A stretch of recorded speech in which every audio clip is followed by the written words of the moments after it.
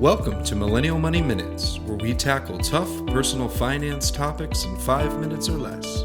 With your host, Grant from MillennialMoney.com and Matt from DistilledDollar.com. Hey everyone, today we're going to talk about self-awareness, which I really think that self-awareness is at the root of all transformation, right? So just like you have to, whenever building an investing strategy or starting to save money, you have to get a sense of where you are, where you're starting, right? Looking at your expenses, looking at your assets, your liabilities, how much you own. But really, with self-awareness, you really have to do the same things, but to yourself, right? What are you really actually good at? What are you not good at? And then finally, the toughest question of all, but I think really at the root of it, is happiness, right? What makes me happy? And I think that that's the ultimate expression of self-awareness, is when you can realize and discover those things that truly make you happy. And I think really the power of money is when you're able to use money to maximize that happiness. Yeah, no, I agree with all that, especially on the happiness. For my background, I would say, just being a CPA, I've always kind of looked at it as, an internal audit over my skills, my assets, my liabilities, what direction am I heading into, where are the trends, and I think self-awareness is critical to all of that. I think many of us have heard about things like risk tolerance and, budgeting, and really a lot of that is just knowing that honest clarity over where is the money going.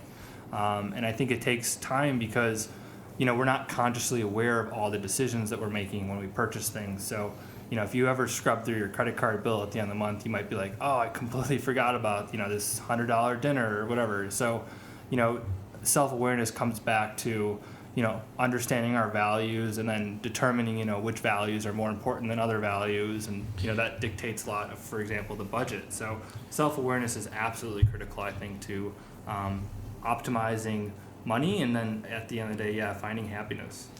Yeah, I think but it's actually pretty hard, and I think it can be kind of crazy, and you can actually it can be tough to be self-aware, right? Just like if you're listening to this podcast, you probably are already saving money, or maybe just starting to save money, or maybe even saving for years, but to actually save money, you have to understand where your money's going. So you have to keep an eye on what you've spent it on. And I think, for me, when I really was present and actually looked into how I was spending the money, it was a little scary at first, right? And I think that self-awareness is the same thing, right? It's like money is just a part of self-awareness. It's like looking at your finances and looking at all areas of your life to find ways to improve them. I was going to say the one thing, too, is, it's self-awareness, but I think as being a human, we fluctuate in terms of our emotions. I wake up most days wanting to go to work, but occasionally I'll feel a little out of it and tired or whatever it is. So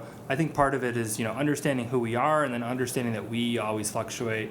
And of course, we'll also go through different life phases. So for me personally, we don't have any kids, we don't have any large responsibilities, so we're able to sock away more than half our income. But sure enough, if different responsibilities come up in the future, let's say kids or our parents need more income or assistance in retirement, those all come into that self-awareness of knowing where we stand today and where are things trending for in the future.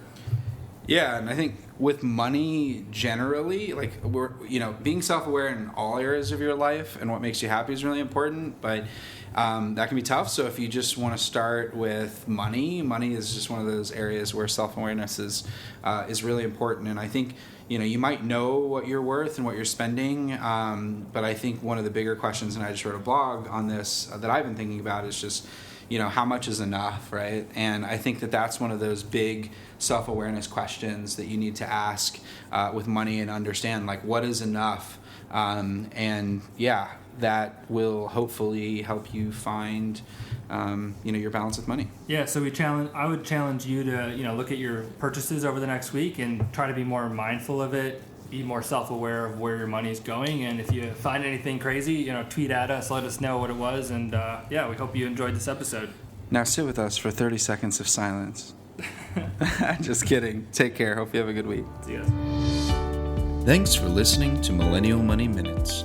If you liked this podcast, please leave us a review on iTunes and subscribe.